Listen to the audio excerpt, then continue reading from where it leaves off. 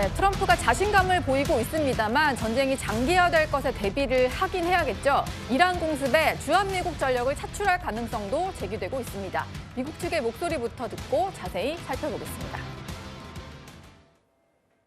We have the strongest and most powerful by far military in the world, and we will easily prevail. We're already substantially ahead of our time projections, and we have right from the beginning we projected 4 to 5 weeks, but we have capability to go far longer than that. We'll do it. This was never meant to be a fair fight, and it is not a fair fight. Iran cannot outlast us.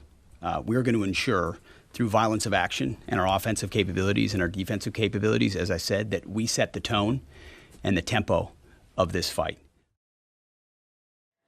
네, 우리 정부와 주한미군은 말을 아끼고는 있는데요. 보도를 통해서 일단 주한미국 전력이 차출될 수 있다 이런 보도가 나온 겁니다. 여러 가지 무기들이 좀 차출될 수 있는 이제 전력으로 거론이 되고 있는데요. 임철균 위원님, 네. 가장 좀 가능성이 큰 것들은 어떤 게 좀 차출이 될 수 있다고 보시나요? 제가 봤을 때는 저 세 개 체계 중에서 패트리엇 체계만 갈 것 같습니다. 패트리엇. 네, 왜냐면은 ATACMS 같은 경우는 사거리가 300km거든요. 예. 근데 전술 지대지 탄도미사일로 타격해야 될 표적들은 이미 프리즘이라고 하는 사거리 499km짜리, 업그레이드 버전은 사거리 700에서 750km까지 가는 개량 버전이 있는데 이 프리즘 체계를 이미 다 때려서 이미 경멸시켰습니다. 그래서 UAE나 아니면은 뭐 미군이 지금 미군 기지에서 사거리 300km 이내에 저 전술 지대지 탄도미사일로 때려야 될 표적 자체가 지금 없거든요. 예. 그래서 저게 갈 가능성은 별로 없어 보이고요. 패트리엇은 가능성이 높아 보입니다. 이미 지금 중동 지역 내 여러 동맹국들이 보유하고 있는 지금 지대공 방공 체계들의 탄이 지금 많이 소진되어 있거든요. 이미 많은 수량의 수백 발의 탄도탄을 유격을 했기 때문에 그거에 대한 보안 차원에서 갈 공산이 있어 보입니다.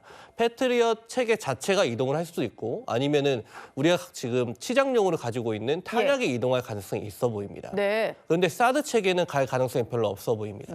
사드 체계가 요격해야 될 고도 이하로 이란의 전술 탄도 미사일과 드론들이 날아오고 있기 때문에 저 사드 체계보다는 사실 동맹국들이나 미군이 필요한 건 패트리엇이거든요. 저 체계들이 이동할 가능성이 가장 커 보입니다. 예. ATACMS는 아닌가 보네요. 제가 봤을 땐 그렇습니다. 예, 패트리엇 미사일이 이동할 가능성이 가장 커 보인다 이런 말씀을 주셨습니다.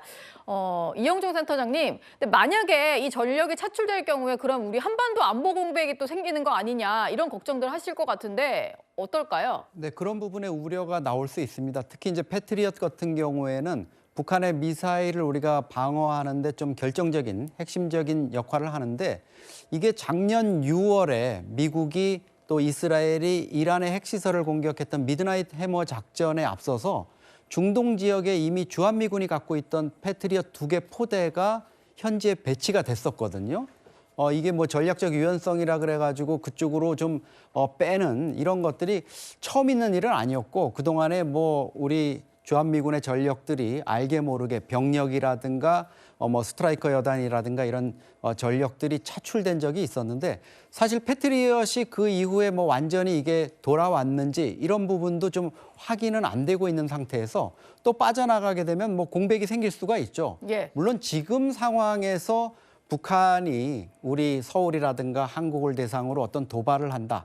이런 거 좀 상상하기 힘들겠죠. 지금 뭐 트럼프가 완전히 전비태세를 갖추고 있는 이런 상황에서 북한의 도발이 있을 수 있다. 이런 거는 좀 상상하기가 어려운데 다만 이제 한국과 미국 사이에 또 우리가 가지고 있는 또 주한미군이 보유하고 있는 포탄이라든가 이런 부분들도 뺏어가는 이런 상황도 좀 우려가 될 수 있습니다.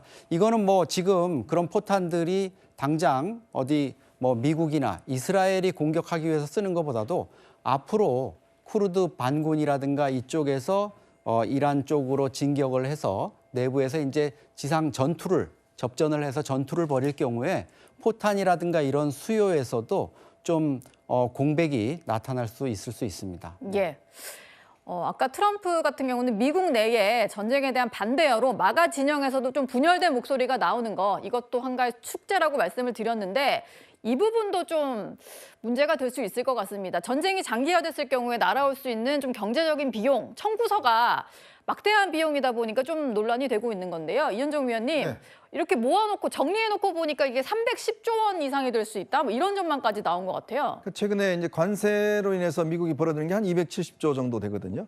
근데 지금 310조를 지금 한다 그러면 사실은 이게 직접적인 무기 정도 비용이지 그 여타의 어떤 경제적인 어떤 이것들은 더 심할 겁니다. 지금 왜냐하면 호르무즈 해협이 지금 봉쇄됨으로 인해서 지금 원유 수송이라든지 가스 수송이 안 되지 않습니까? 예. 그것 때문에 올라가는 지금 비용이나 이런 것들은 더 상상하기 어렵거든요. 근데 문제는 이게 이제 장기화되면 이게 이제 물가의 영향을 바로 직격탄을 맞을 수가 있거든요.